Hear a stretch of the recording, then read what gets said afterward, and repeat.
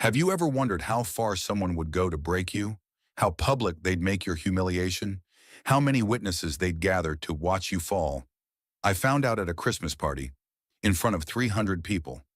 While 7 months pregnant with my husband's child, they made me kneel on marble floors, in a designer gown that suddenly felt like a costume. They made me thank the woman who was sleeping with my husband, his mistress, standing there in red silk, wearing the future I thought was mine. But here's the thing about breaking someone in public. Sometimes the witnesses aren't on your side. Sometimes the humiliation you orchestrate becomes the evidence that destroys you. This is the story of the worst night of my life. The night I discovered my husband's affair, my mother-in-law's conspiracy, and a family secret that would bring down an empire. It's about kneeling and rising, about breaking and becoming whole, about losing everything and gaining yourself. And it starts with the sound of breaking glass. Stay with me, because what happened next, you won't believe it. The sound of breaking glass echoed through the Morrison mansion. But it wasn't an accident. My husband's mistress had just proposed a toast. To me, I stood in the doorway of the ballroom, 7 months pregnant and exhausted from the drive across town. The first red flag should have been obvious when Nate insisted I arrive separately for the surprise. Some surprise this turned out to be. 300 guests filled the space beneath crystal chandeliers that cast rainbow prisms across marble floors. A massive Christmas tree dominated the far wall, at least 20 feet tall, decorated with what I knew were Patricia's signature white and gold ornaments. Twinkling lights wrapped every column and doorframe. The string quartet played something classical and seasonal near the champagne fountain. And there, in the center of it all, stood my husband with his hand resting possessively on another woman's waist. My maternity gown suddenly felt like a costume. The deep green velvet that had seemed elegant in my bedroom mirror now felt ridiculous. Wrong. Like I'd dressed for the wrong party entirely. The woman turned to look at me. Young, maybe 25 to my 32. She wore red silk that hugged curves I used to have. Before the baby weight and the swelling and the constant exhaustion, her smile didn't reach her eyes. There she is! Nate's voice boomed across the ballroom, cutting through the gentle music and polite conversation. Everyone, my beautiful wife has finally arrived? Heads turned. 300 pairs of eyes found me standing there, one hand on my belly, the other clutching my purse like a lifeline. But something in Nate's tone sent ice through my veins. This wasn't the loving husband who had kissed me goodbye that morning, who had promised the party would be wonderful, who had said he couldn't wait to show me off. This was someone else entirely, a stranger wearing my husband's face. Come, darling, he called out, gesturing me forward. Don't be shy. I walked into the ballroom because what else could I do? My heels clicked against the marble. The sound seemed too loud, echoing off the vaulted ceiling. Every step felt like walking through water. The baby shifted inside me, pressing against my ribs. The woman in red silk watched me approach. Up close, she was even more beautiful. Flawless skin, perfect teeth, eyes like chips of ice. Rebecca, meet Vanessa, Nate said, his hand still on her waist. Vanessa, my wife. He said it so casually, like he was introducing colleagues at a business meeting, like his hand wasn't touching another woman, like my world wasn't tilting on its axis. So lovely to finally meet you, Vanessa said. Her voice was smooth, cultured, the kind of voice that came from expensive boarding schools and speech coaches. Nate has told me so much about you. I opened my mouth, but no words came out. My throat had closed up completely. Champagne. A server appeared at my elbow with a tray of crystal flutes. She can't drink, Vanessa said before I could respond. The baby, you know. She placed her free hand on her own flat stomach, drawing attention to the difference between us. That's when I noticed it. The pitying looks from the other guests. The way conversations had stopped when I entered. The careful avoidance of eye contact from Nate's business partners. His sister Grace stood near the Christmas tree, her knuckles white around her wine glass. They all knew. Everyone in this room knew about Vanessa. Everyone except me. My hands started to shake.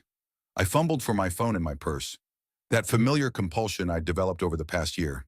Unlock. Check for messages. Lock. Unlock again. Looking for something.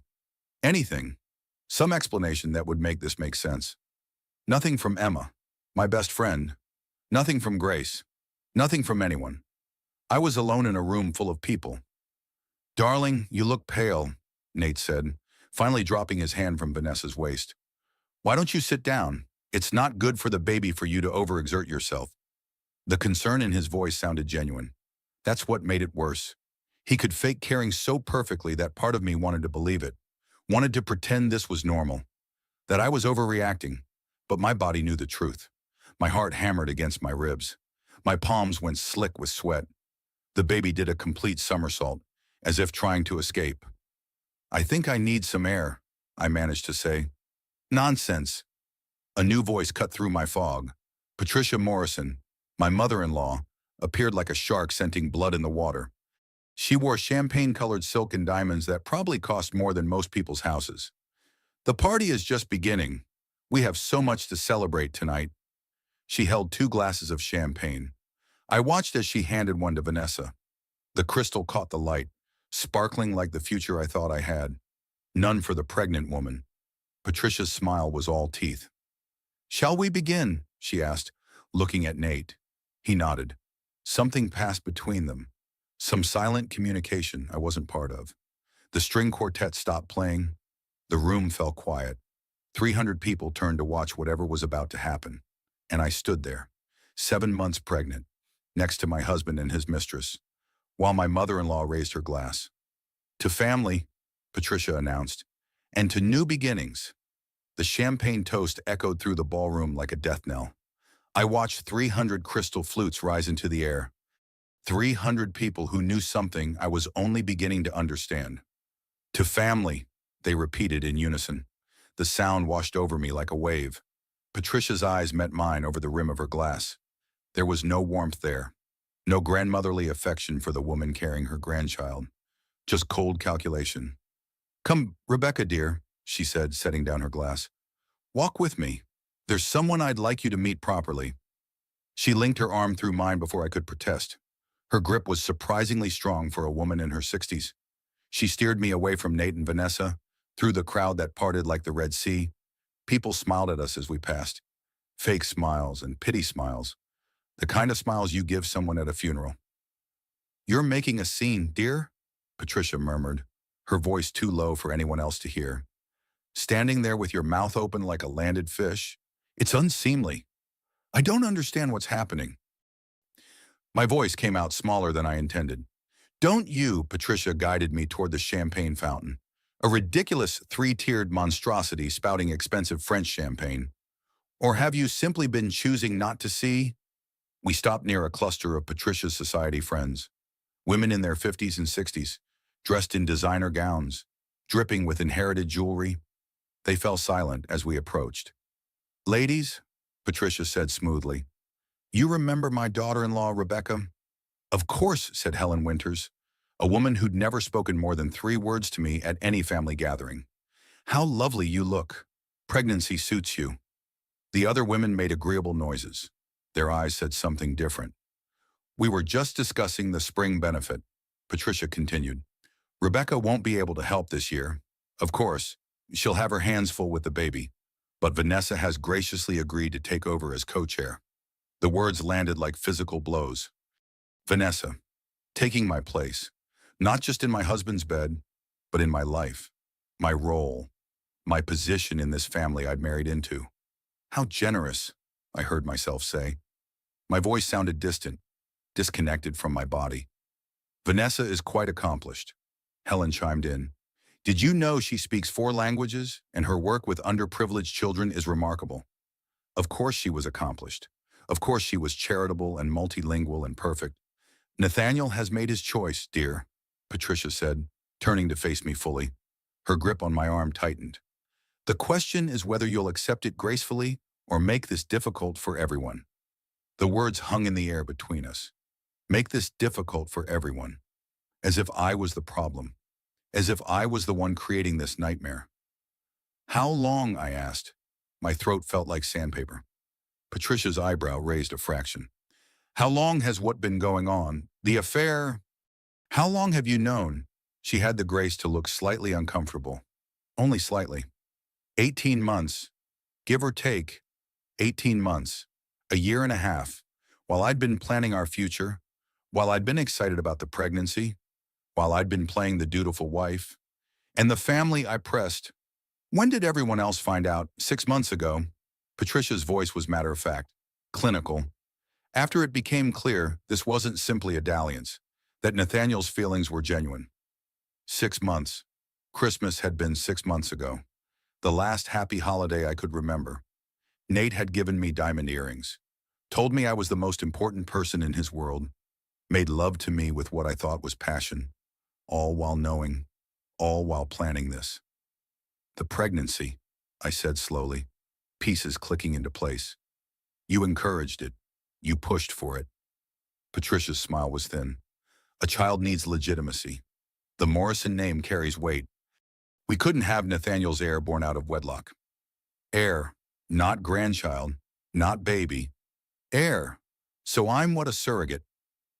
The bitterness in my voice surprised me. Don't be dramatic, dear. You're the mother of my grandchild. That's an important role, one that comes with certain privileges. Privileges, I repeated numbly. A comfortable allowance, a suitable residence, visitation rights. Of course, once the custody arrangement is finalized, the words crashed over me like ice water. Custody arrangement. They'd already planned it, already decided my baby's future without me. There are papers, Patricia continued, as casually as if discussing the weather. Already drafted, waiting until after the delivery. Of course, we wouldn't want the stress to affect the pregnancy. I pulled my arm free from her grip. You can't be serious. Can't I? Patricia's eyes hardened. Think carefully. Rebecca, what do you bring to this marriage? Your trust fund is comfortable but modest. You have no career, no particular skills. You've been playing house in Nathaniel's world for 5 years. Did you really think it was your sparkling personality that kept you here? Each word was a knife, precise, surgical, designed to cut deep. Vanessa, on the other hand, comes from old money, real money, European nobility. She understands our world, our expectations. She can be a true partner to Nathaniel as he grows the family business. I'm his wife, I said. The words sounded hollow even to me. You're an incubator, Patricia corrected. Her voice was almost kind, pitying. A pretty one, I'll grant you, but let's not confuse your purpose with your position. I wasn't a wife, I was a broodmare, and I'd been smiling through it all. The realization hit me so hard I had to grip the edge of the champagne fountain for support. My other hand went to my belly, feeling the baby move inside me, the baby they'd planned, the air they needed. I need to use the restroom, I managed to say. Of course, dear. Patricia's smile returned. Do freshen up.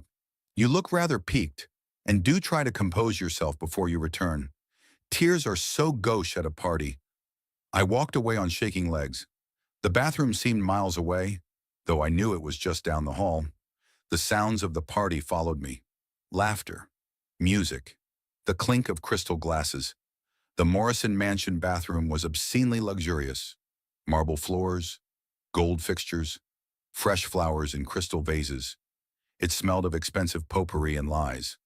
I locked myself in a stall and sat on the closed toilet lid, trying to breathe. My hands were shaking so badly I could barely hold my phone. Unlock, lock, unlock. Still no messages. No one checking on me. No one wondering if I was okay. That's when I heard voices. Women entering the bathroom. Heels clicking on marble. Well, that was brutal even for Patricia, one said. I recognized the voice. Sarah Mitchell, a doctor friend of the family. She's protecting her interests, another replied. Claudia Chen, one of Patricia's tennis partners. Can you blame her that trust fund Rebecca brought is nothing compared to what Vanessa offers? Still, the poor girl, 7 months pregnant and publicly humiliated. She had to know, didn't she? I mean, 18 months is a long time to be blind to an affair. My breath caught. I pressed my hand over my mouth to keep from making a sound. Patricia said Nathaniel plans to marry Vanessa once the baby is born. Apparently there's some sort of arrangement. Rebecca keeps a comfortable allowance for appearances. Vanessa becomes the new Mrs. Morrison. Civilized, I suppose, in its own twisted way. Civilized, the man forced his pregnant wife to attend a party with his mistress. Well, what did she expect? She's beautiful enough, I suppose, but beauty fades, especially after children. Vanessa has breeding, education, the kind of sophistication Patricia values. I heard water running, the rustle of designer handbags being opened and closed. Do you think she'll fight it? Sarah asked. Rebecca, please. She's too passive, too eager to please. That's why Nathaniel chose her in the first place. She was never going to be difficult. Unlike his first wife? Exactly. Rebecca won't make waves. She'll take the money and the custody arrangement and fade quietly into the background. Mark my words. Their voices faded as they left. The bathroom door swung shut with a soft click. I sat there in the silence, hand on my belly, feeling my baby kick. Strong kicks, angry kicks. As if the baby knew.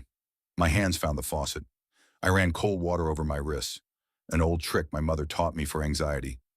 The baby kicked hard against my ribs, as if in protest. In the mirror, I barely recognized myself, pale, hollow-eyed, a ghost of the woman I used to be. My phone buzzed. Finally, a message from Emma. Where are you? Just got here. This party is weird. Everyone's acting strange. I typed back with shaking fingers. Bathroom, second floor. Please come. 3 dots appeared. Emma typing. Then, on my way, I splashed more water on my face, careful not to ruin my makeup completely. Patricia was right about one thing. Tears were gauche at a party. I emerged from the stall to find Emma rushing through the door. Becca, what's wrong? You look... She stopped. Her eyes went wide. Oh my God, you know. Know what? I asked, even though I already knew the answer. About Nate and Vanessa. About the whole sick arrangement. Becca, I'm so sorry. I wanted to tell you. I tried to tell you last week, but you seemed so happy about the baby shower, and I couldn't. Last week, my voice cracked. You've known since last week. Emma's face crumpled. Grace told me. She was worried sick about you. We both were. But we didn't know how to. I mean, you're 7 months pregnant. And everyone knew, I said flatly. Everyone but me. Not everyone. Just most people. Nate wasn't exactly discreet. I laughed. It came out wrong. Bitter. Sharp. Of course he wasn't. Why would he be? I was too busy being the perfect wife to notice. Emma grabbed my hands. This isn't your fault. You know that. Right. None of this is your fault. But was it had I been willfully blind? Choosing comfort over truth. Choosing the lie because it was easier than facing reality? I need to go back out there. I said, what? No. Becca, we should leave. I'll take you home. You don't need to. Yes, I do. I pulled my hands free gently. I need to see this through. Emma looked at me like I'd lost my mind. Maybe I had. I walked back toward the ballroom. Each step felt like walking through fire. But I kept going. The string quartet was playing again. That same classical Christmas music. Joy to the world. Peace on earth. Goodwill toward men. What a joke. I emerged into the ballroom to find Nate and Vanessa dancing. Slow dancing. In the center of the floor while everyone watched. And the song. Oh God. The song. The band was playing our wedding song. At Last by Etta James. The song Nate had chosen because he said I was worth waiting for. The song we danced to while our friends and family watched. The song that was supposed to mean forever. He was dancing to our song. With her, Nate saw me standing there. Our eyes met across the dance floor. He didn't stop dancing, didn't even pause, just smiled. That smile told me everything I needed to know. This wasn't an accident. This wasn't thoughtlessness. This was intentional, calculated, designed to break me. And God help me, it was working. I walked across that dance floor like I was walking to my execution. Every eye in the room tracked my movement. The music swelled around me. That beautiful song now twisted into something ugly. Nate and Vanessa stopped dancing as I approached. She had the grace to step back slightly. He didn't. Enjoying yourself? Darling, Nate asked. His tone was pleasant, casual, as if we were discussing the weather. We need to talk. My voice came out steadier than I felt. Now really, he glanced around at the watching crowd. Can't it wait until after the party? No, it can't. Something flickered across his face. Annoyance, maybe, or calculation. Very well. What's so urgent? The baby kicked hard. A reminder that this wasn't just about me anymore. I placed my hand on my belly, feeling the movement beneath my palm. How long? I asked quietly. How long? What? Rebecca, you'll need to be more specific. How long have you been sleeping with her? A collective intake of breath rippled through the nearby guests. Someone's champagne glass clinked too loudly against another. Nate's smile didn't waver. Is this really the time and place? You made it the time and place. Dancing to our wedding song. With her. It's just a song. Rebecca, don't be dramatic. Don't be dramatic. I'd heard those words so many times over the past year. Whenever I questioned where he was, whenever I asked about the late nights, whenever my instincts screamed that something was wrong. Just tell me the truth, I said. That's all I want. The truth. Nate looked at Vanessa.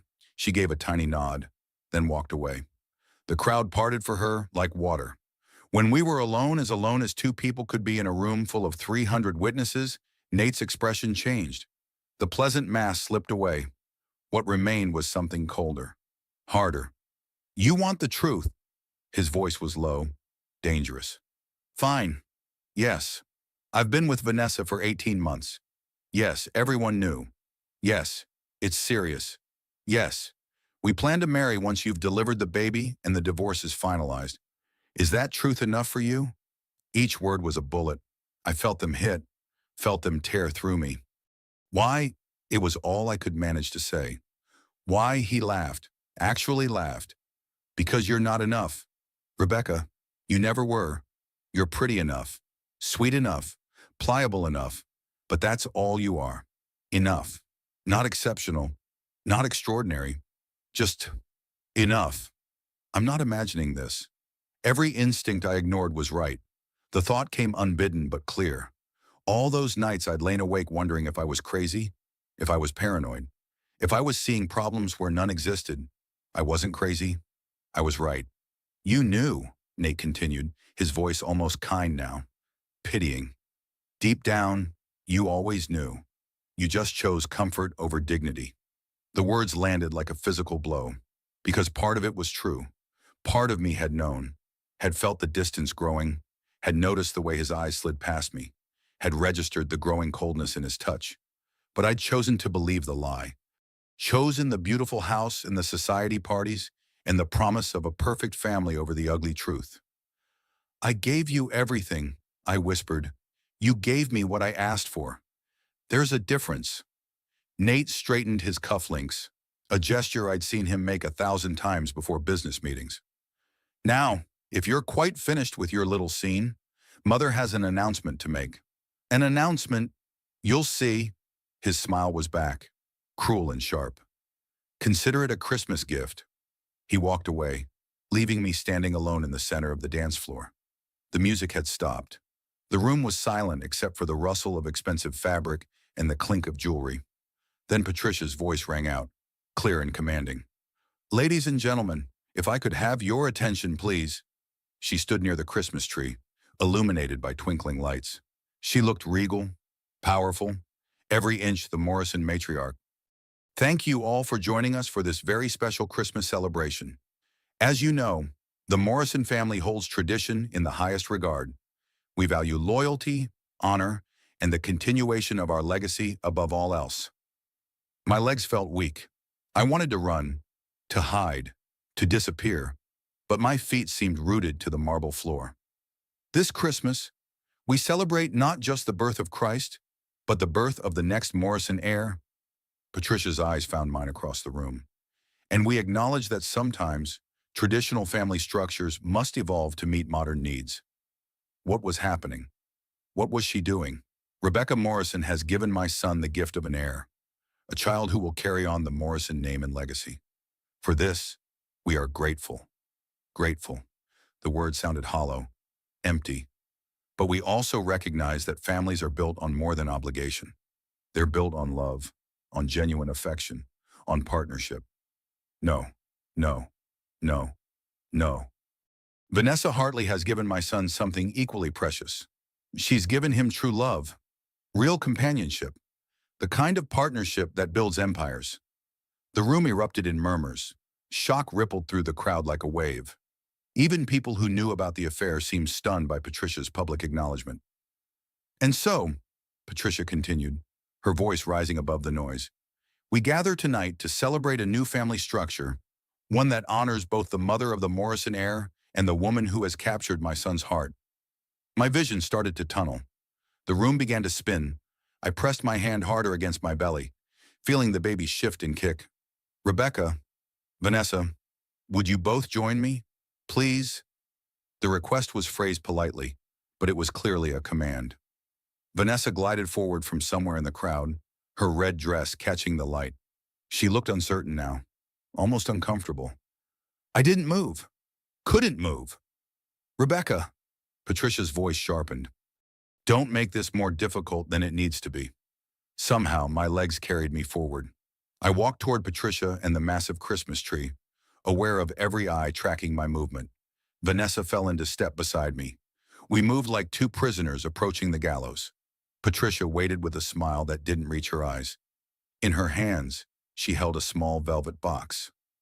This evening is about acknowledging truth, she said once we stood before her. About bringing what was hidden into the light, about creating new traditions for a new era. The room had fallen completely silent. Even the string quartet had stopped playing. 300 people held their collective breath. Patricia opened the velvet box. Inside lay a diamond bracelet that probably cost more than most people's cars. It caught the Christmas lights, throwing rainbow prisms across her hands. For the woman who has earned my son's devotion, Patricia announced. She lifted the bracelet from the box and held it out. To Vanessa. Vanessa's hand trembled as she extended her wrist. Patricia clasped the bracelet around it with careful precision. The diamonds glittered obscenely. Thank you, Vanessa whispered. She looked genuinely uncomfortable now, almost apologetic. Then Patricia turned to me. From her pocket, she produced another box, smaller, cheaper looking. And for the one who provided the heir, she opened it to reveal a simple pearl necklace, the kind of thing you'd buy at a department store. Serviceable, maternal, dismissive. The contrast was deliberate, cruel, a public declaration of our respective values to this family. Patricia didn't offer to put the necklace on me. She simply held it out, waiting for me to take it. My hand moved of its own accord, took the box, held the cheap pearls that represented my worth. Thank you, I heard myself say. The words tasted like ash. Patricia's smile widened. Wonderful. Now, Rebecca, I think a gesture of grace is in order. A show that you understand your position in this new family dynamic? The room seemed to hold its breath, waiting, watching. What kind of gesture? My voice sounded distant, disconnected from my body.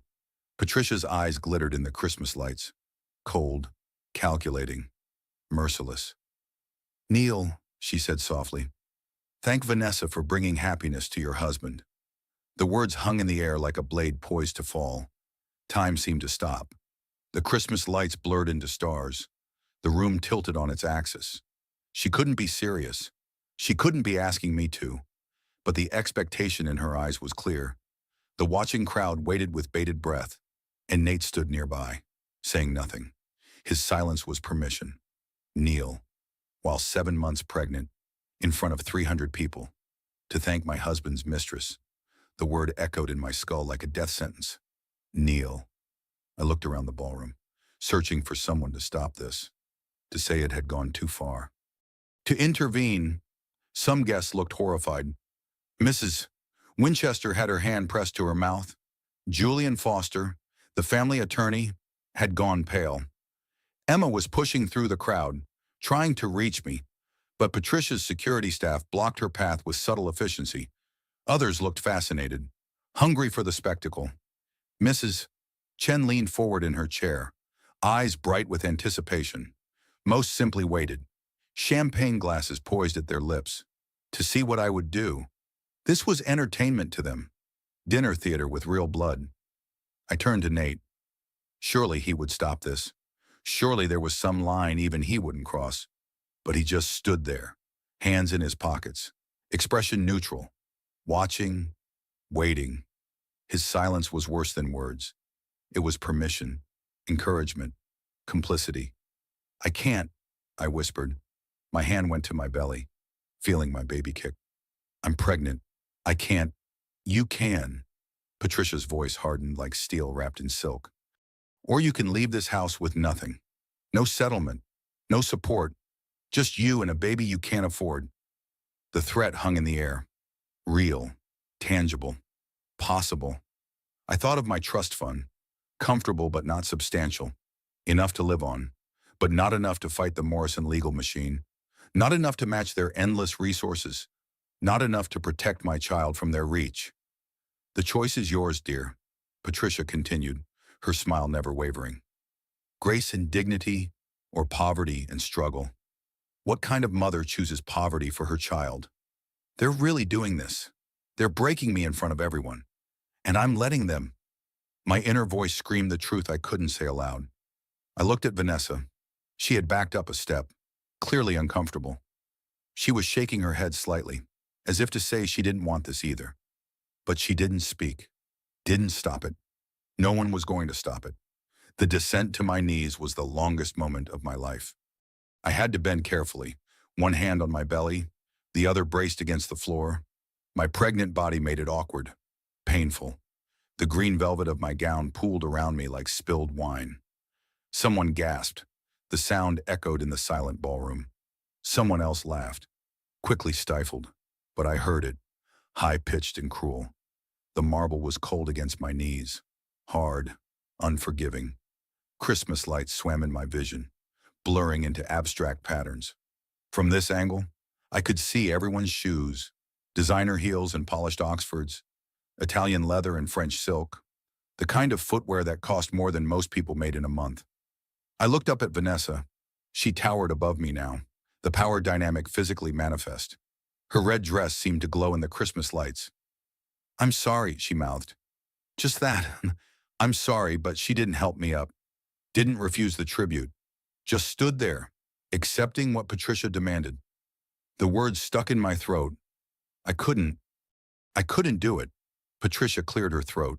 A warning, a reminder of the consequences. I thought of my baby, of the life growing inside me, of the future I wanted to give this child. Thank you. The words came out barely above a whisper. Thank you for bringing happiness to my husband.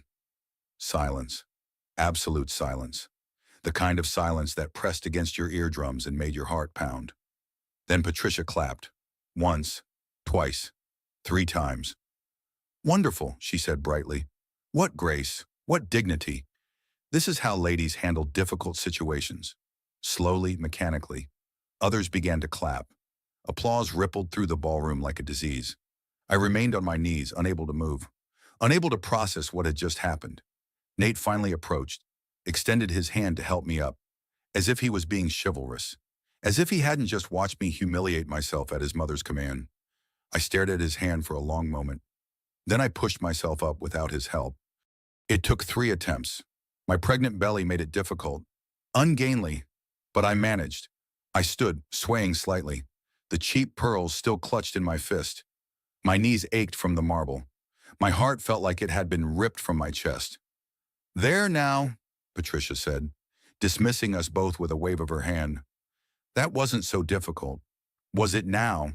Shall we continue with the festivities? I believe dinner is about to be served. The crowd began to disperse. Conversations resumed. The string quartet started playing again, as if nothing had happened, as if I hadn't just been publicly broken.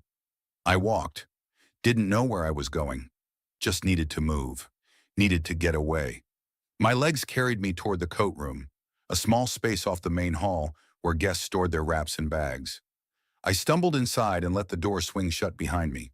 Fur coats surrounded me, designer wraps, the smell of expensive perfume and new leather. The detritus of wealth that suddenly seemed obscene. I sank to the floor, fully clothed, 7 months pregnant, utterly broken. The pearls slipped from my fingers and clattered across the hardwood. Tears came then, hot and fast, silent sobs that shook my whole body. I pressed my fist against my mouth to keep the sounds in. What kind of person does this? What kind of person kneels? The answer was simple and devastating. A person who's been systematically broken down. A person who's been told she's crazy so many times she started to believe it. A person who's lost herself completely. I sat there among the coats, feeling my baby move inside me. Each kick felt like an accusation. You let them do this. You knelt. You thanked her. Time passed, minutes or hours. I couldn't tell. Then the door opened. I looked up, expecting Emma, or maybe Grace, finally breaking free from whatever held her back. Instead, Santa Claus walked in, not a costume performer. The actual mall Santa from the children's photos earlier in the evening. Older man, probably in his 60s, kind eyes behind wire-rimmed glasses. A very real, very white beard. He looked at me with such compassion that fresh tears spilled down my cheeks. "Mrs. Morrison," he said quietly, his voice nothing like the jovial persona he'd worn for the children. "I think you should know, I'm not actually Santa." I almost laughed. The absurdity of it all. Of course he wasn't Santa. Santa didn't exist. Magic didn't exist. Happy endings didn't exist. "I know," I managed to say. "No, I mean..." He closed the door behind him and crouched down to my level, careful of his costume. "I'm Detective Marcus Webb, Financial Crimes Division." I stared at him, processing the words but not understanding. "I've been investigating your husband," he continued, his voice low and serious, "for 9 months now." Detective Marcus Webb looked nothing like Santa Claus once you knew the truth. The kind eyes remained, but there was steel beneath them now. Intelligence. Authority. The red suit suddenly seemed like the disguise it was. "Financial Crimes Division," I repeated numbly. "You're investigating Nate for securities fraud, money laundering, embezzlement from Morrison Industries." Marcus glanced at the closed door, then back at me. The Santa suit was my cover. Perfect way to move through the house, take photographs, document evidence without raising suspicion. I tried to process this. Another layer of deception. Another secret everyone knew but me. "How long?" I asked. It seemed to be the only question I had anymore. 9 months. Since March. When we first got the tip about irregular fund transfers, he pulled out a small notebook from somewhere in the red suit. "But what I just witnessed out there changes everything." "What do you mean?" "That wasn't just cruel, Mrs. Morrison. That was coercion, emotional abuse, possibly extortion. And it happened in front of 300 witnesses, several of whom could serve as testimonies in a criminal case." The baby kicked hard, as if agreeing. I placed my hand on my belly, trying to calm the movement. "I don't understand. What does that have to do with financial crimes?" Marcus settled himself more comfortably on the floor. Santa suit rustling. Under different circumstances. It might have been funny. A pregnant woman and Santa Claus sitting on a coat room floor, discussing white-collar crime. "It establishes character," he explained. "Juries need to understand who they're dealing with. A man who would force his pregnant wife to kneel and thank his mistress? That's someone capable of anything. It supports our broader case about his willingness to manipulate and deceive." I closed my eyes. Every humiliation, every degradation, reduced to evidence, character testimony, supporting material. "But I still can't figure something out," Marcus continued. "The financial records show you have your own accounts, your own assets from your trust fund. You're not financially dependent on him. Not really. So why did you stay?" The question cut deep because I'd been asking myself the same thing. Why had I stayed? Why had I ignored every red flag, every warning sign, every screaming instinct? Because I wanted to believe the lie was better than the truth. Because I thought love could fix what was fundamentally broken. "I thought I could make it work," I said quietly. "I thought if I was perfect enough, loving enough, accommodating enough, he'd remember why he married me." "Classic abuse pattern," Marcus said gently. "The victim trying to fix the abuser by fixing themselves." "I'm not a victim." The words came out sharper than I intended. "With respect, Mrs. Morrison, what I just saw suggests otherwise." We sat in silence for a moment. The sounds of the party filtered through the door. Music, laughter, the clink of silverware on china. Dinner was being served. Tell me about the investigation, I said. What has Nate done? Marcus flipped through his notebook. He's been embezzling from Morrison Industries for at least 2 years. Small amounts at first, then larger sums. Moving money offshore through a series of shell companies. We estimate he's stolen approximately $15 million. 15 million. The number was incomprehensible. The affair, the pregnancy, the public humiliation. Marcus continued. We believe it's all a distraction, a way to keep everyone focused on personal drama while he prepares his exit strategy. Exit strategy. He's planning to flee the country, probably to a non-extradition nation. We suspect he's been setting up residency in Brazil for months. My mind raced. Nate in Brazil, with $15 million, with Vanessa. And Vanessa? I asked, though part of me already knew the answer. Marcus's expression darkened. She's not just a mistress, she's an accomplice. Been helping him move the money, create the shell companies? The romance is theater. They're business partners. Of course they were. Of course the affair was fake too. Everything was fake. Every word, every gesture, every promise. All calculated, all planned. My hands went numb. The baby did a complete flip inside me, as if trying to escape. Everything I thought I knew dissolved like sugar in hot tea. Her real name is Vanessa Hartley Bradford, Marcus continued. She's done this before. Married a billionaire in Hong Kong, helped him hide assets, divorced him and took half.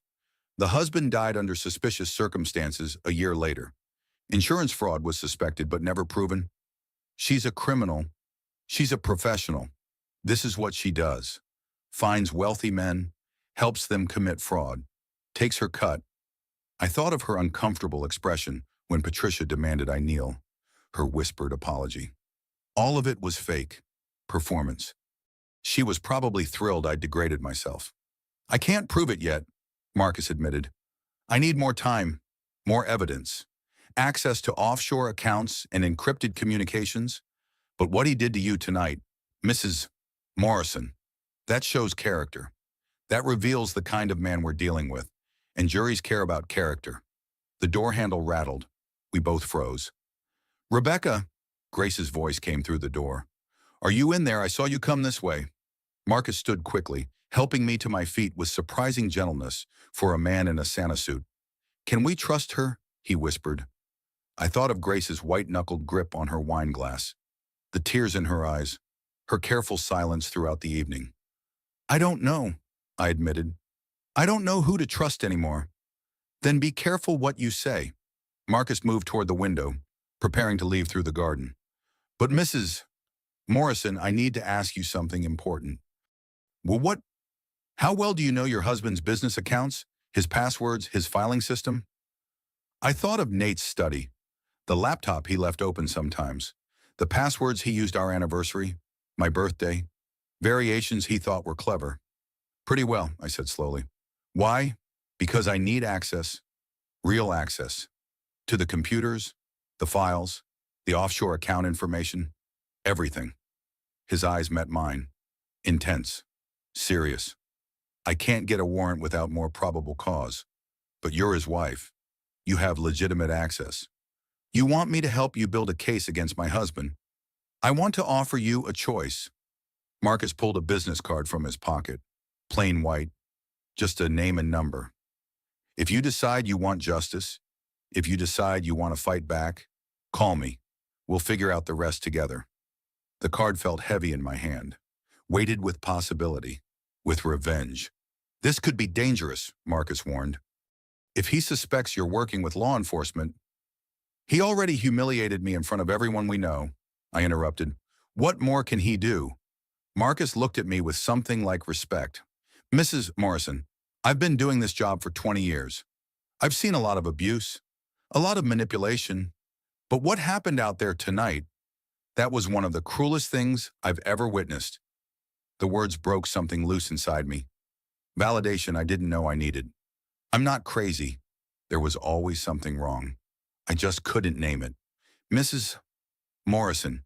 Grace's voice came again, more urgent. Please, I need to talk to you. Marcus tipped his Santa hat. Think about it, but don't take too long. He's planning to move soon, maybe within weeks. He slipped out the window into the December night, red suit disappearing into shadows and snow. I stood there for a moment, holding the business card, feeling the baby move inside me, feeling something else stir too. Not just anger, not just hurt, power. I opened the door. Grace stood there, mascara running, hands shaking.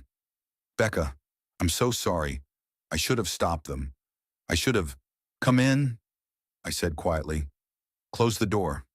She did, looking confused, worried. I held up the business card. Grace, I need you to tell me everything you know about Nate's business dealings. Every secret, every lie, everything. Her eyes widened. Why? What are you going to do? I thought of kneeling on that marble floor, of thanking Vanessa, of every degradation, every humiliation, every lie. I'm going to destroy him, I said simply. But I need your help. Grace stared at me like I'd grown a second head. Destroy him, Becca?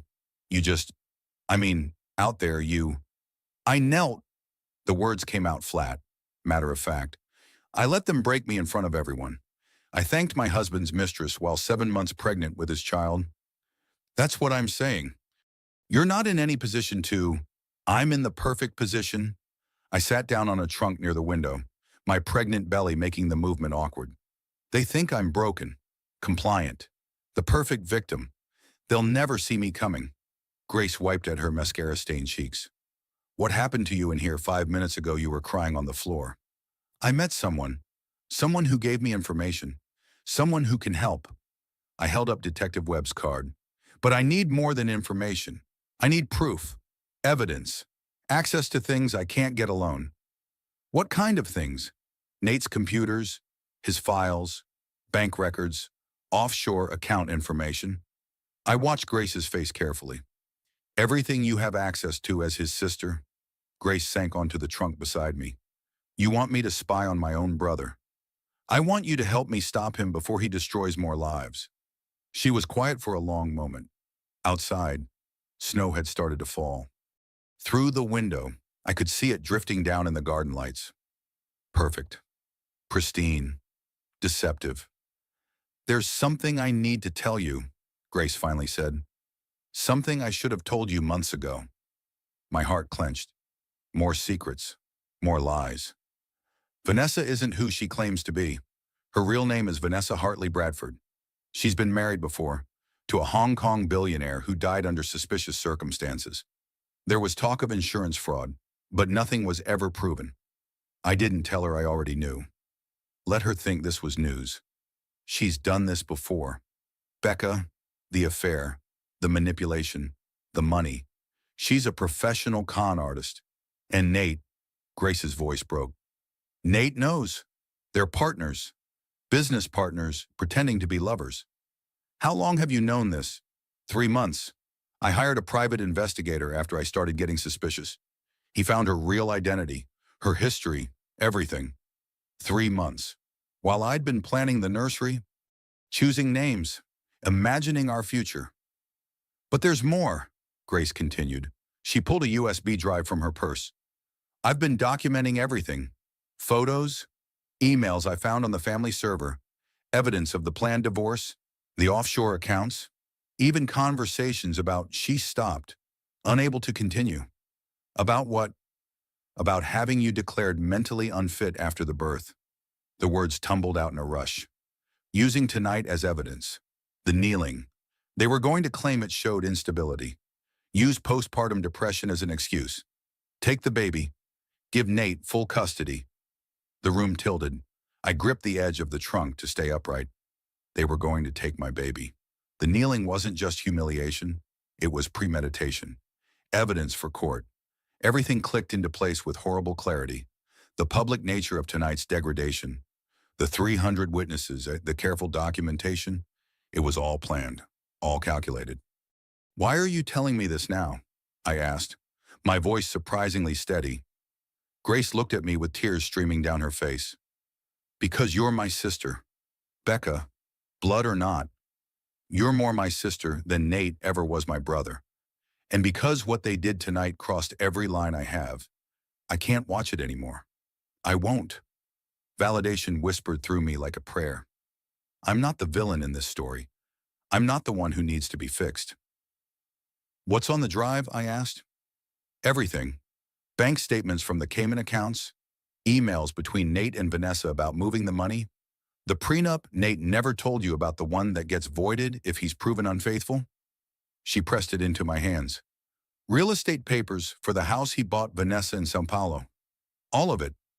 Sao Paulo, Brazil, just like Detective Webb said. There's also video, Grace added quietly. From tonight, I recorded the whole thing on my phone. The kneeling, Patricia's speech, everything. I looked at the USB drive in my palm. So small, but it contained the power to destroy them. Grace, if you do this, Patricia will never forgive you. Nate will turn the whole family against you. You'll lose everything. She laughed, but there was no humor in it. I already lost everything that mattered the day I stood by and watched them break you. At least this way I get it back. My self-respect, my integrity, my sister. The word hit me harder than any of tonight's cruelties. Sister. Before I could respond, the door burst open. Patricia stood there, face like carved stone. Behind her, I could see two of her security staff. Well, she said coldly, isn't this cozy? Patricia's presence filled the small coat room like poison gas. She stood perfectly still, but her fury radiated outward in waves. I wondered where you'd disappeared to, Rebecca and Grace. I should have known you'd be here. You always were weak when it came to misplaced sentiment. Grace stood, placing herself between me and Patricia. What Nate did out there was wrong. What you orchestrated was unconscionable. Unconscionable! Patricia's laugh was sharp as broken glass. I orchestrated a smooth transition, a civilized arrangement, something that benefits everyone involved. You made her kneel. Grace's voice shook with rage. You made a pregnant woman kneel and thank her husband's mistress? How is that civilized? I made her face reality, something you've always been too cowardly to do. Patricia's eyes shifted to me. Get up, Rebecca. You look ridiculous sitting there like some wounded bird. I stayed exactly where I was. Felt the baby kick against my ribs. Felt something new rising in my chest, not just anger, but clarity. You can't speak to her like that, Grace said. I can speak however I wish in my own house. And you, Grace, can leave if you don't like it. In fact, I suggest you do. This doesn't concern you. She's my family, Grace said quietly. More than you ever were. The words hung in the air like a declaration of war. Patricia's face transformed into something ugly. The society mask cracked, revealing the cruelty beneath. Family. She's an incubator, a womb with legs. The only reason we tolerated her this long was for the air she's carrying. Each word was designed to cut, to wound, to reduce me to nothing. But I'd already been reduced, already been broken, already knelt on marble floors and thanked my replacement. There was nothing left to take from me. I stood up slowly, one hand on my belly, felt the weight of the USB drive in my pocket, felt Detective Webb's business card tucked in my bra. You're done, I said to Patricia. My voice came out steady, clear. All of you, the party's over. Patricia laughed, actually laughed. You think you can threaten us? You who just knelt like a dog in front of the whole city. You have no power here. Rebecca, you never did. I think, I said carefully, feeling my way through each word, that I have something you want very badly. This baby, your heir, your legacy.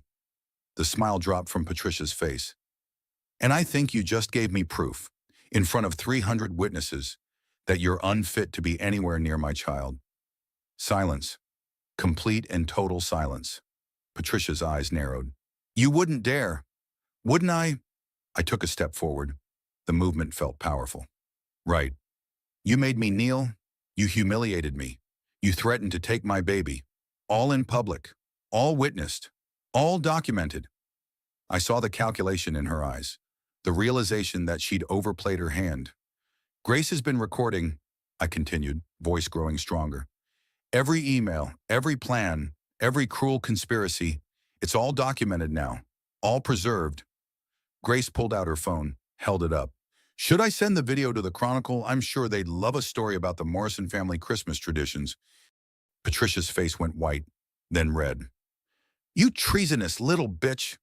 That's my sister you're talking to, I said, and the word felt powerful on my tongue. And she's done nothing but tell the truth, something this family seems incapable of. You think the truth matters? Patricia's voice dripped venom. You think anyone will care about your feelings? You're hurt, you're nobody. Rebecca, a trust fund brat who married above her station? The only thing that matters is that baby, and we will have access to our grandchild one way or another. No, I said simply. You won't? We'll see what the courts say about that. Go ahead, take me to court.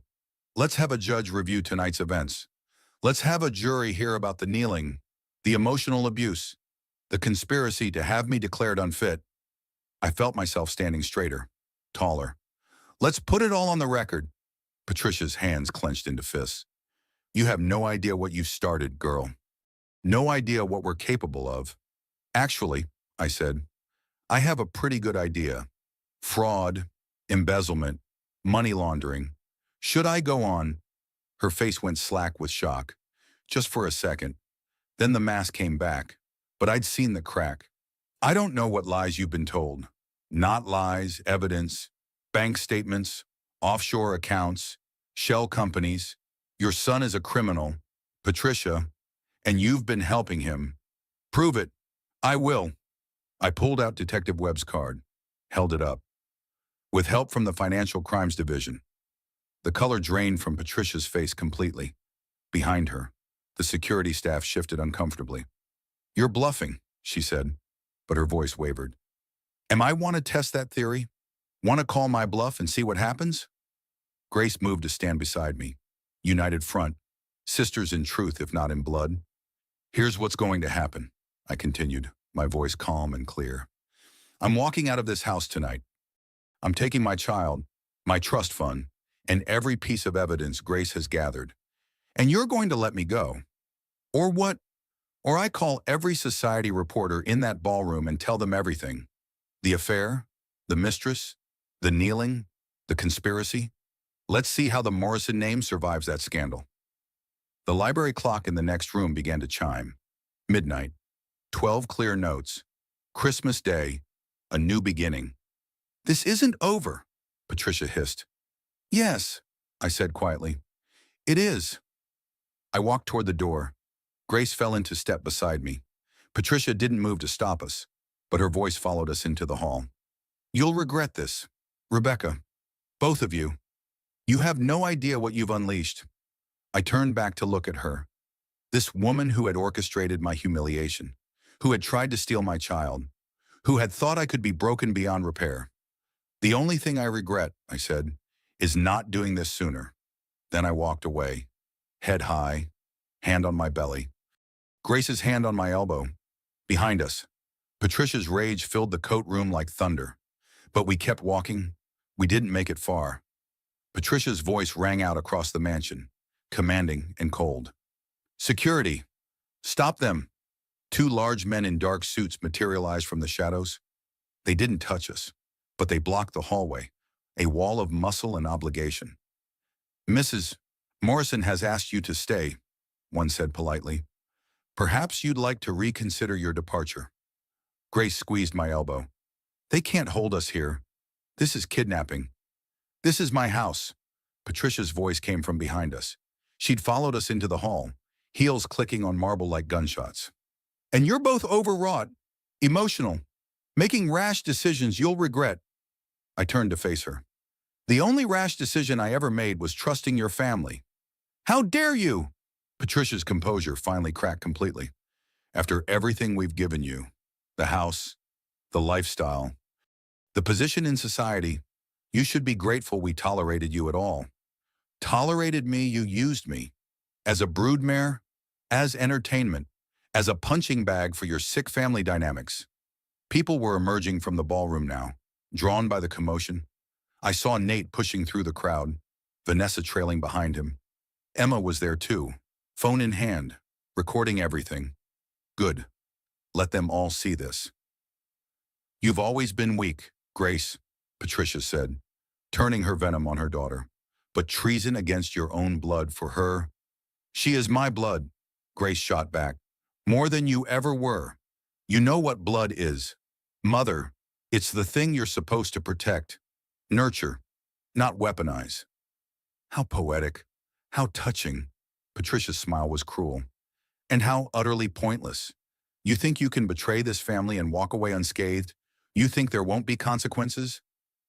I'll take the consequences. Grace's voice didn't waver. At least I'll be able to sleep at night. Nate reached us then, slightly out of breath. What's going on, Mother? What's happening? Your wife is making a scene, Patricia said. Your sister is helping her. They seem to think they can threaten us. Nate looked at me with something like concern. Rebecca, you're upset. You're not thinking clearly. Why don't you sit down? Let's talk about this rationally. Rationally? I almost laughed. You want to talk rationally? You who forced me to kneel in front of your mistress. You want rational? He had the grace to look uncomfortable. That was Mother's idea. I didn't. You didn't stop it. You stood there and let it happen. Your silence was permission. I stepped closer to him, close enough to see the guilt flicker across his face. But here's what you don't know. Nate, your silence gave me clarity. Your cruelty gave me strength. You thought you were breaking me, but you were actually setting me free. Something shifted in his expression.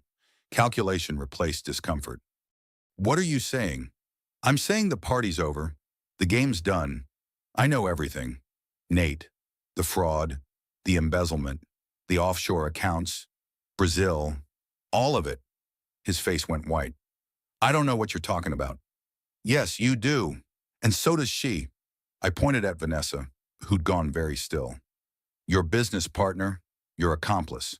The woman you're planning to flee the country with once you've stolen enough money. Gas rippled through the growing crowd. Phones came out. People started recording. Let them.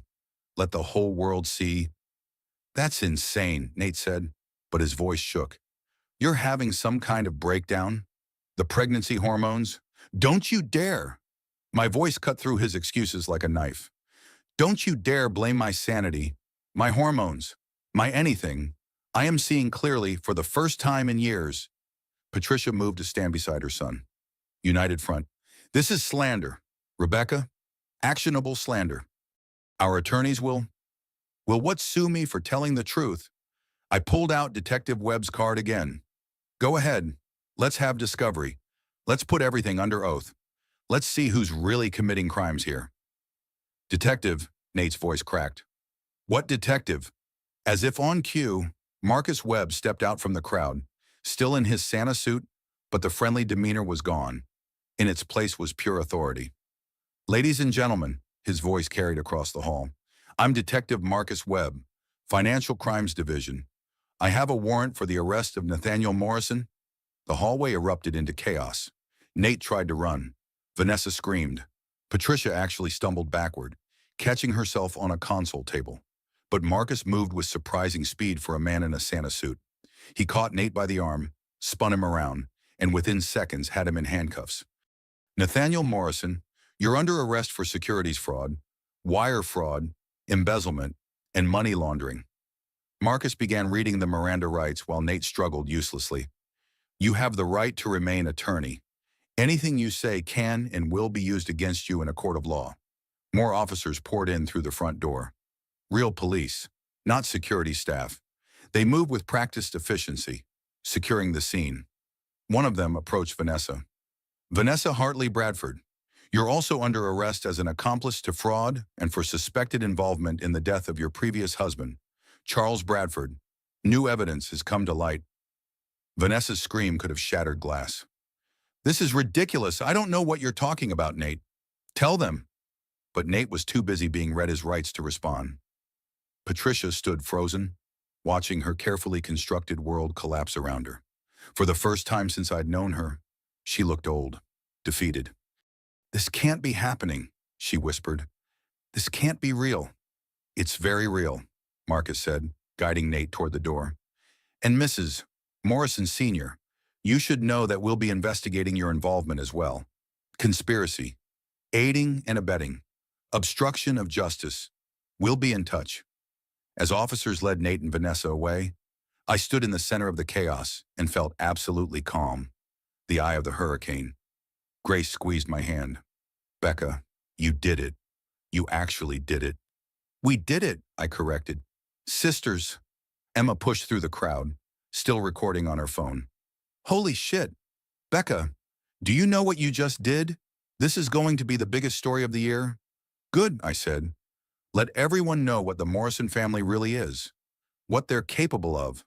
Let the truth come out. Julian Foster, the family attorney, approached cautiously. Mrs. Morrison, I think we should discuss your legal options. The prenup, the trust fund, custody arrangements. Not now, Julian. We'll talk tomorrow. But the media will let them. I looked around at the phones capturing every moment, at the society guests who'd watched me kneel and were now watching my triumph. Let them see all of it, the humiliation and the justice. Let them know that you can be broken and still rise. You can be on your knees and still stand taller than your oppressors. Sarah Mitchell, my doctor, appeared at my elbow. Rebecca, I think you should sit down. The stress, the baby. I'm fine, I said, and I was. Despite everything, I felt stronger than I had in years. Marcus returned from the police cars. Mrs. Morrison, we'll need you to come down to the station tomorrow. Give an official statement. Go through the evidence you have. I'll be there. I held up the USB drive Grace had given me. With everything you need, he nodded, respect clear in his eyes. You were right to investigate your instincts. Mrs. Morrison, they led you straight to the truth. As the police cleared out, taking Nate and Vanessa with them, the party guests began to leave. Some looked shell-shocked, others excited by the drama. All of them pulled out their phones, already spreading the news. By morning, everyone would know. The Morrison empire would crumble. The carefully constructed facade would be revealed for the lie it was, and I would be free. Grace and I walked toward the door together. Emma followed, still recording, documenting every moment for the story she would write. As we stepped into the December night, snow began to fall. Perfect, pristine Christmas snow, like something from a movie. Where to? Grace asked. My apartment, I said. The one I'd kept even after marriage. The one Nate called wasteful and unnecessary. The one that was about to become my sanctuary. The one on 5th Street. The one that's just mine. Grace smiled. Perfect. Huh. We walked to the car, leaving the Morrison mansion behind, leaving Patricia standing in the wreckage of her family's reputation, leaving the party guests to their gossip and speculation, leaving it all behind. My phone rang as we pulled away from the curb. Unknown number. I almost didn't answer, but something made me pick up. Mrs. Morrison, this is Thomas Webb, Detective Webb's son. I was the photographer tonight. The photographer for the children's photos. With Santa, I was working undercover with my dad. He paused. And I think you should know I got everything on camera. The kneeling, Patricia's speech, the arrests, all of it. High resolution, perfect lighting, complete documentation. I closed my eyes, feeling tears slip down my cheeks. Not sad tears, relief tears. Thank you, I whispered. No, Mrs. Morrison. Thank you. What you did tonight standing up to them, fighting back that took incredible courage. You should be proud. After I hung up, Grace looked at me. Everything okay? Everything's perfect, I said. We have photographs, video, physical evidence, testimony, everything we need. For the criminal case, for everything. I placed my hand on my belly, feeling the baby move. Strong kicks, determined kicks. For custody, for the divorce, for making sure they never hurt anyone else the way they hurt us. Emma leaned forward from the back seat. This story is going to change everything. Becca, are you ready for that? Was I ready for the media attention, the scrutiny, the judgment I thought of kneeling on that marble floor, of thanking Vanessa, of every moment of degradation and pain? I'm ready, I said. Let them look. Let them judge. I have nothing to hide anymore. Nothing to be ashamed of. Damn right, Grace said fiercely. You're a survivor, a fighter, a warrior. I smiled, watching the Morrison mansion disappear in the rearview mirror. I'm a mother, and I will protect my child from them, whatever it takes. The snow fell harder, covering everything in white, erasing the old, making way for the new. We drove through the snowy streets in silence for a while. Grace at the wheel, Emma in the back documenting everything on her phone, and me in the passenger seat, one hand on my belly, feeling my daughter kick. Daughter. I was having a daughter. I'd known for months but had told everyone we wanted to wait, wanted the surprise, but there were no more secrets now, no more lies. It's a girl, I said suddenly. The baby. I'm having a daughter. Grace's eyes filled with tears. You knew this whole time. I wanted one thing that was just mine, one secret they couldn't corrupt or control or use against me. Emma made a sound between a laugh and a sob. Hope. You should name her Hope. Hope. The word resonated deep in my chest. Hope Grace, I said, trying it out. Hope Grace Morrison. Grace for the sister who stood by me. Hope for what comes next. Grace pulled the car over, put it in park, and hugged me as much as my pregnant belly would allow. We sat there crying and laughing while snow accumulated on the windshield. I'm so sorry, Grace whispered, for not stopping them sooner, for not being stronger. You were exactly strong enough when it mattered, I told her. You chose truth over family. That's the hardest choice there is. Emma's phone buzzed, then mine, then Grace's, all at once, like a coordinated attack. We looked at our screens. The story was already breaking. Photos from the party, video clips, witness statements. The Morrison family Christmas disaster was trending nationwide. Holy shit, Emma breathed. It's everywhere. CNN, Fox, MSNBC, The Times. Everyone's picking it up. I scrolled through the headlines. Morrison heir arrested for fraud at Christmas party. Pregnant wife humiliated before husband's arrest. Morrison family Christmas from charity to charges.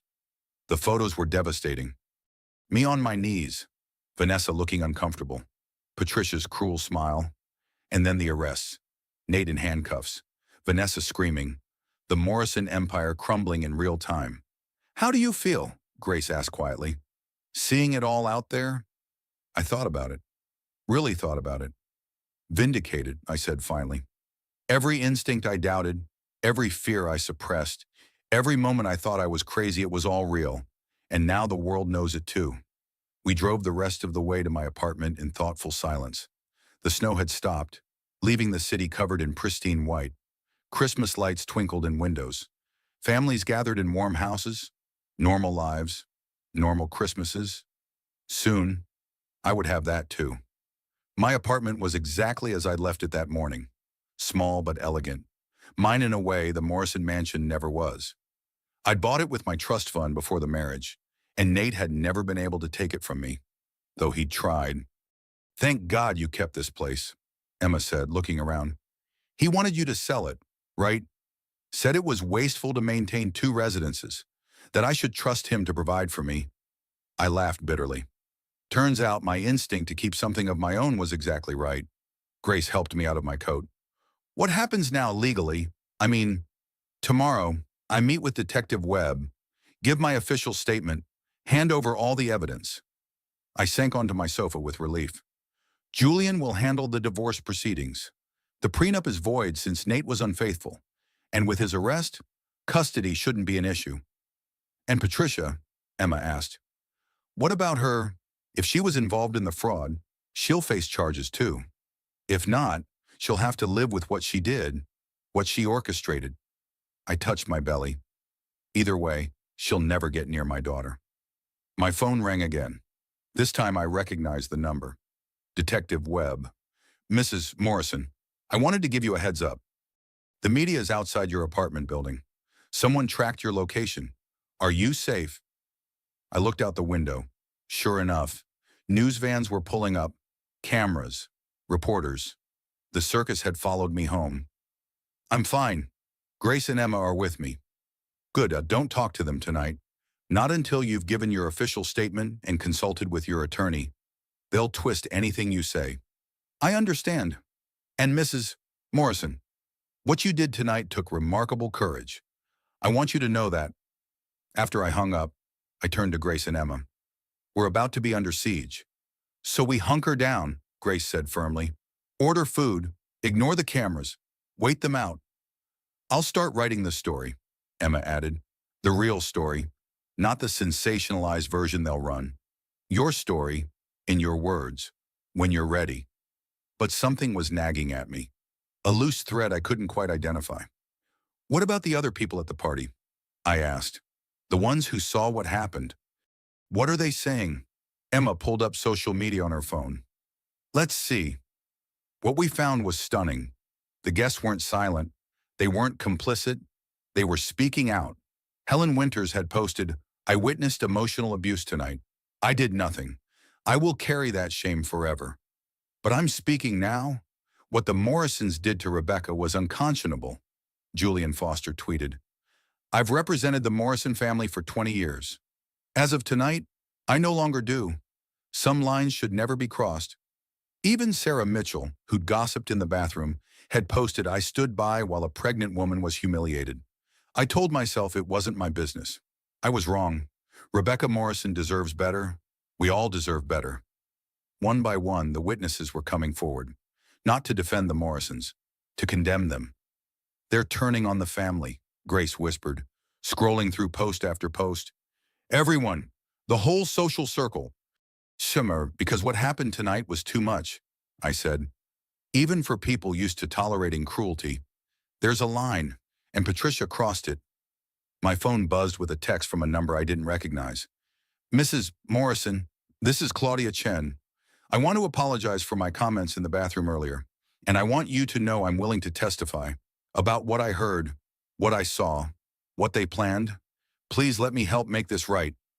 More texts followed, more offers of testimony, more apologies, more support, people I barely knew reaching out, offering help, offering solidarity. This is incredible, Emma said. Becca, you're not alone in this. You have an army? The doorbell rang. We all froze. Reporters, Grace asked. I checked the security camera feed on my phone. A familiar face stood in the hallway, looking nervous and determined. Vanessa's assistant, a young woman named Sophie who'd always been kind to me at family events. It's Sophie, I said. Vanessa's assistant. Don't let her in, Grace warned. It could be a trap, but something in Sophie's expression made me pause. She looked scared, desperate. I pressed the intercom.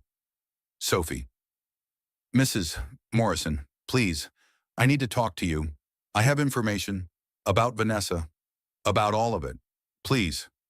I looked at Grace and Emma. They both shook their heads, warning me. But my instincts, the same instincts that had been right all along, told me to listen. Come up, I said. Sophie burst through the door moments later, mascara running, hands shaking. Thank you. Thank you for seeing me. I didn't know where else to go. Sit down, I said. Tell me what's happening. Sophie collapsed into a chair. Vanessa isn't who she says she is. I mean, you know that now, but it's worse than you think. The Hong Kong billionaire Charles Bradford. She didn't just help him hide money. She killed him. The room went silent. She told you this? Emma asked, phone already out, recording. I overheard her talking to someone on the phone, bragging about it, about how easy it was, how no one suspected. She was planning to do the same to Mr. Morrison once they got to Brazil. Do the same to Nate, I clarified. You mean kill him? Sophie nodded, tears streaming down her face. Once the money was transferred, once they were safely out of the country, she was going to make it look like an accident, keep everything for herself. Why are you telling me this? I asked. Because I can't be part of it anymore. Because what she made you do tonight, the kneeling, I knew it was wrong, but I didn't say anything. I just stood there like everyone else. Sophie looked at me with desperate eyes. And because she threatened me, said if I ever talked, I'd end up like Charles. I'm scared, Mrs. Morrison. I'm so scared, Grace called Detective Webb immediately. Within 20 minutes, officers were at my apartment, taking Sophie's statement, recording everything. adding murder conspiracy to the charges. This changes everything, Detective Webb said after Sophie left with protective custody. If we can prove premeditation, if we can connect the dots between Charles Bradford's death and her plans for your husband, she'll go away for life. I finished. At minimum. And your husband, as an accessory to conspiracy to commit murder, he's looking at decades, not years. After the police left, the three of us sat in stunned silence. It could have been you, Emma said quietly. If you'd stayed, if you'd gone along with their plan, once the baby was born and you were declared unfit, she would have killed me too, I said. The realization settled over me like snow. To eliminate any claim to Nate's estate, to clear the path for her and Hope. Hope, my daughter, who would have been raised by a murderer. You saved yourself, Grace said, and Hope, you saved both of you. I placed my hand on my belly, feeling Hope kick strongly. We saved each other. The night wore on. The reporters outside eventually dispersed, moving on to other stories, other scandals. The social media posts continued. The support continued, and in my small apartment, with my sister and best friend beside me, I felt something I hadn't felt in years. Safe. Around 3 a.m, Emma fell asleep on the couch. Grace dozed in the armchair.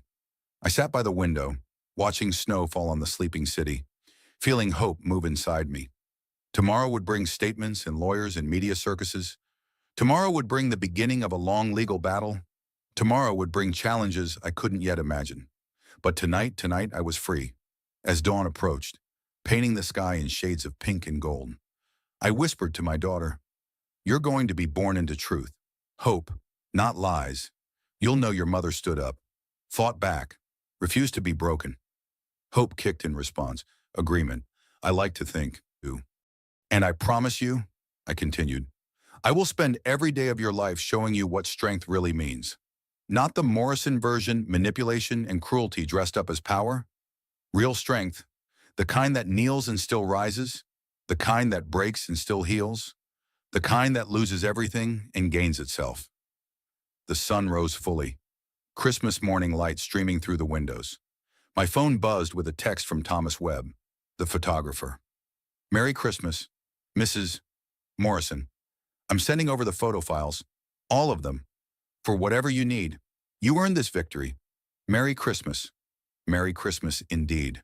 I looked at Grace, sleeping peacefully, at Emma, curled up with her phone still in her hand, already dreaming of the story she would write. My family. Not the one I was born into or married into. The one I chose.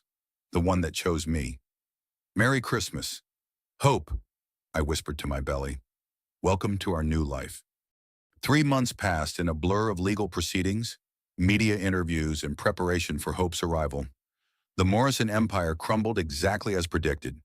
Nate's trial was set for the following year. Vanessa was being extradited to Hong Kong to face murder charges. Patricia was under investigation for conspiracy and fraud. And I was free. My daughter was born on a bright March morning, exactly 2 weeks before her due date. She came into the world screaming, angry at the interruption, demanding to be heard. She was perfect. "Hope Grace Morrison," I whispered as the nurse placed her in my arms. "You are so loved." Grace stood beside the hospital bed, tears streaming down her face. "She's beautiful. Becca, absolutely beautiful." Emma was there too, of course, documenting it all. Not for publication, this moment was private, but for Hope. So she'd always know the truth of her beginning. Dr. Sarah Mitchell delivered her. The same woman who'd gossiped in the bathroom at the Christmas party had become one of my strongest advocates. She'd testified at preliminary hearings, written statements, used her position and reputation to support my case. People could change. I'd learned. People could choose better. "She has your eyes," Sarah said, smiling, "and your strength. I can see it already." The first few weeks were hard. Sleepless nights, feeding struggles, the normal challenges of new motherhood compounded by ongoing legal battles and media attention. But I wasn't alone. Grace moved into my apartment temporarily, helping with night feedings and diaper changes. Emma visited daily, bringing food and supplies and fierce protection from the outside world. Julian Foster handled the legal proceedings with surprising tenderness. The prenup was indeed voided. Nate's assets were frozen pending the criminal trial. The divorce moved forward smoothly. Patricia tried to sue for grandparents' rights. The judge took one look at the evidence, the kneeling, the conspiracy, the plan to have me declared unfit, and denied it permanently. She would never see Hope, never have the chance to poison another generation. 1 month after Hope's birth, I received an unexpected visitor. Detective Marcus Webb, now retired, stopped by with his son Thomas. Thomas brought his camera, but this time for joy, not evidence. "I wanted to meet the little one who started it all," Marcus said, holding Hope with surprising gentleness. "And to see how you're doing." "We're good," I said, and I meant it. Really good. "The trial starts in 2 months, Marcus reminded me. "Are you prepared for that?" "As prepared as I can be." Julian says the case is solid. With Sophie's testimony, the financial evidence, and everything from the Christmas party, they don't stand a chance, Marcus finished. "Your husband is going away for a very long time. Vanessa even longer." "Good," I said simply. There was no satisfaction in it. Exactly. Just relief. Justice. Thomas took photos of Hope, of Grace and Emma fussing over her, of the small apartment filled with love and laughter. Real photos. Not the staged, perfect images from my Morrison days. These were messy and real and beautiful. 2 months later, the trial began. I testified for 3 days, told everything. The emotional abuse, the gaslighting, the systematic breaking down of my sense of reality. The Christmas party, the kneeling, the defense tried to paint me as bitter, vindictive, a scorned woman seeking revenge, but the evidence spoke for itself. Bank records, emails, witness testimony from 50 different people who'd attended that Christmas party.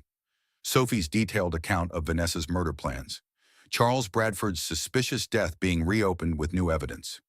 The jury deliberated for 4 hours. Guilty on all counts.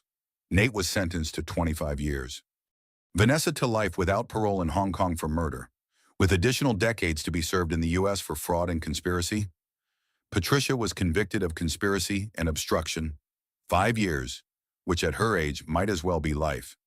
The Morrison empire was liquidated. The mansion sold, the business dissolved. Everything the family had built on lies and manipulation and cruelty was dismantled piece by piece. And from the ashes, something new emerged. Grace started a nonprofit helping women escape abusive relationships. She used her inheritance, the portion that wasn't seized in the criminal proceedings, to fund shelters, legal aid, counseling services. Emma wrote a book. The Christmas I Knelt became a bestseller, raising awareness about emotional abuse and coercive control. She donated the proceeds to Grace's nonprofit. Sarah Mitchell started a practice specializing in supporting pregnant women in crisis. She never charged me a cent for Hope's delivery, calling it her penance for staying silent too long.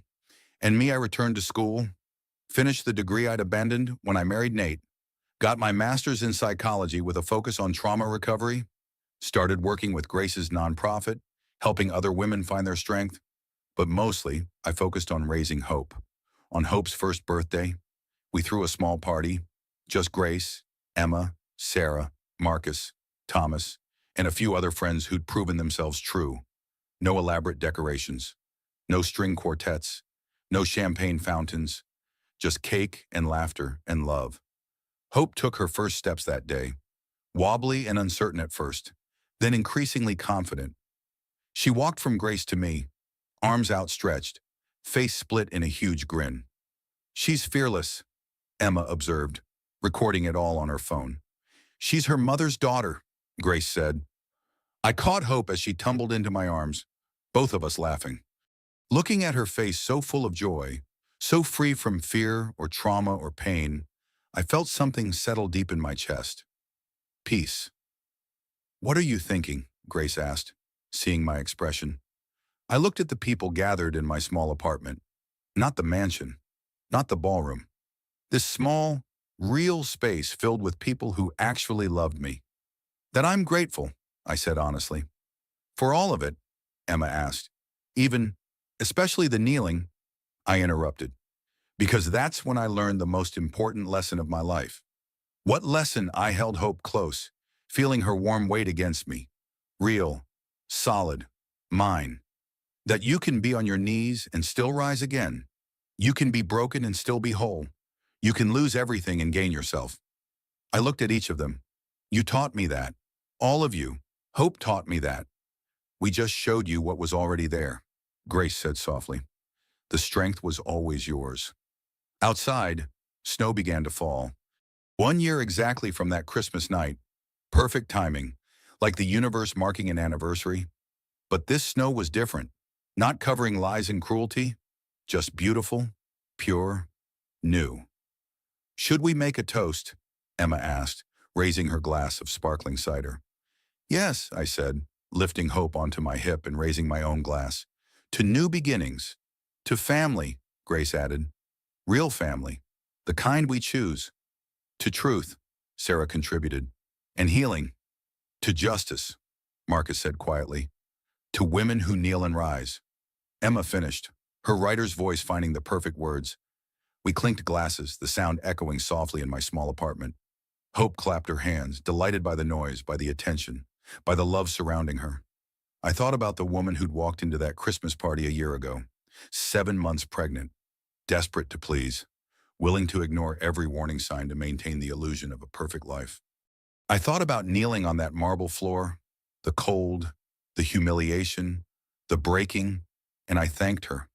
That woman's surrender became my salvation. That humiliation became my liberation. That breaking became my breakthrough. You know what the best part is, I said aloud.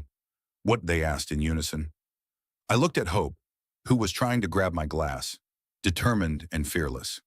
She'll never know what it's like to make herself smaller, to doubt her own reality, to kneel for anyone's approval. Because you're teaching her different, Grace said.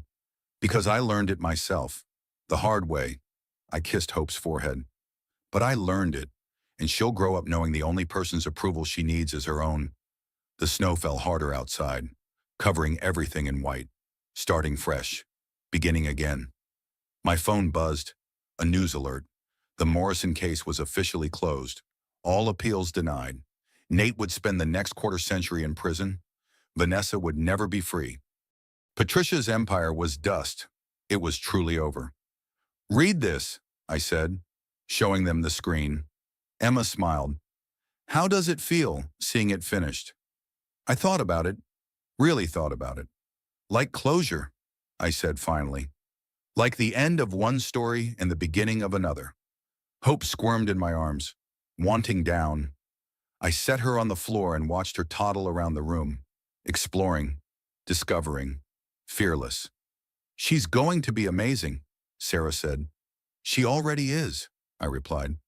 Because she's growing up with truth, with love, with people who will never ask her to kneel for anyone. As the party continued around me, laughter and joy and real connection, I stood by the window with my daughter, watching the snow fall. I thought about that night 1 year ago. The worst night of my life. The best night of my life. The night I lost everything I thought mattered and gained everything that actually did. The sound of breaking glass echoed in my memory. But it wasn't from that night. It was from this moment, this present. Hope had knocked over an empty glass. It rolled across the floor, unbroken but making noise. Grace laughed. She's got your dramatic flair. She's got her own flair, I corrected, picking up the glass. Her own strength, her own story. And she would. Hope would never be defined by what happened to her mother. She would never carry the weight of my trauma or my past. She would be free in ways I'd only recently discovered. Free to be herself, completely, unapologetically, fearlessly. To new beginnings, I repeated, raising my glass again as Hope clapped her hands. Everyone raised theirs in response. The glasses caught the light, throwing rainbow prisms across the walls, like Christmas lights, but better, real. As we drank, I felt the final piece of the old Becca fall away. The woman who knelt, the woman who broke, the woman who shattered. She was gone now. Transformed into someone new, someone stronger. Not because she'd never broken, but because she'd learned that breaking wasn't the end. It was the beginning of becoming who she was always meant to be, and somewhere, in a prison cell, Nathaniel Morrison was learning that the wife he tried to break became unbreakable. The woman he forced to kneel now stood taller than ever. And the Christmas when he thought he'd won everything was the night he lost it all. But I wasn't thinking about him anymore. I was thinking about hope, about grace, about Emma and Sarah and everyone who'd stood by me. I was thinking about the future. Our future. Mama, Hope said, her first clear word. She'd been babbling for weeks, but this was different, intentional, real. Mama, my heart swelled. I picked her up, held her close, breathed in her baby smell. Yes, sweetheart, I'm your mama, and I promise you I will spend every day of your life teaching you to stand tall, to trust yourself, to never ever kneel for anyone's cruelty. Hope grabbed my face with both hands and laughed.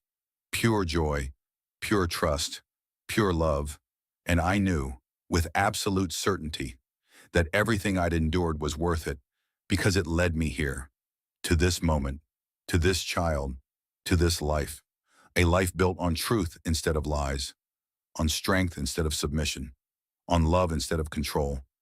The snow continued to fall outside, covering the city in fresh white, erasing the old, making way for the new, just like me, just like Hope, just like all of us who'd learned that the hardest falls can lead to the highest rises, that the deepest breaks can create the strongest repairs, that kneeling doesn't make you weak, rising does, and we had risen, together. Merry Christmas, I whispered to Hope, though it was March. Welcome to our beautiful, messy, real, true life. She smiled at me, grabbed my hair, and laughed, and in that laugh, I heard everything I needed to know. We were going to be okay, better than okay. We were going to be extraordinary, because we were free, finally, completely, beautifully free. If this story touched something in you, if you've ever felt gaslit, diminished, or forced to make yourself smaller, I need you to know you're not alone. And your instincts, they're probably right. Hit that like button if Becca's journey resonated with you. Drop a comment telling me what moment hit hardest. Was it the kneeling, the detective reveal? The moment she finally stood up, I read every single one. And your stories matter. Share this with someone who needs to hear it. Someone who's doubting themselves. Someone who needs permission to trust their gut. Sometimes, a story is the push someone needs to save themselves. And subscribe, because next week, I'm bringing you another story of survival, strength, and sweet, sweet justice. The kind of stories they don't want you to hear. The kind that remind you breaking isn't the end. It's the beginning. Remember, you can be on your knees and still rise again. I'll see you in the next one. Retry.